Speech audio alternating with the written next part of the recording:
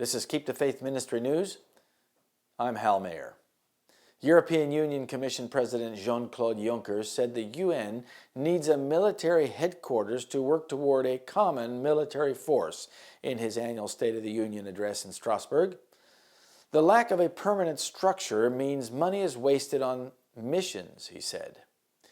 He also called for Brexit negotiations to take place as quickly as possible. The Brexit vote has given added impetus to plans for greater defense cooperation. Because the UK has been a major military contributor to the EU and because the UK has always objected to the potential conflict of interest with NATO. Mr. Juncker said a common military force should be in complement to NATO.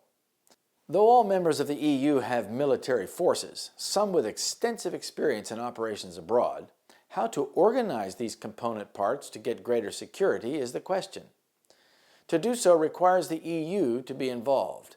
Juncker wants to strengthen EU command and control facilities and appears to suggest that coordinating civil and military aspects should be run from the same headquarters.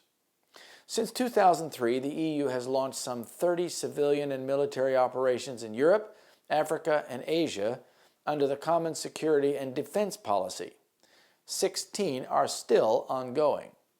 UK Prime Minister Theresa May distanced herself from the idea that Britain remaining in the single market would be very improbable if it meant giving up control of British borders. Mr. Juncker admitted the EU was facing an existential crisis.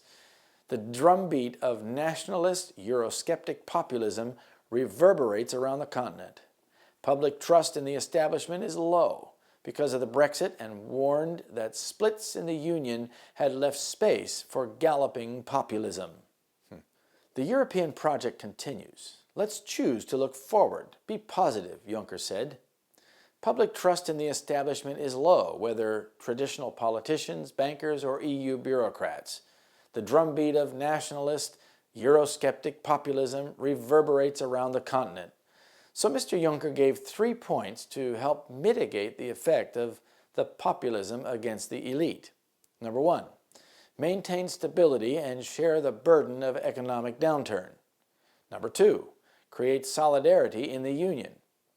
Number 3, promote security by strengthening the EU's borders and promoting greater cooperation between member states, as well as greater military centralization.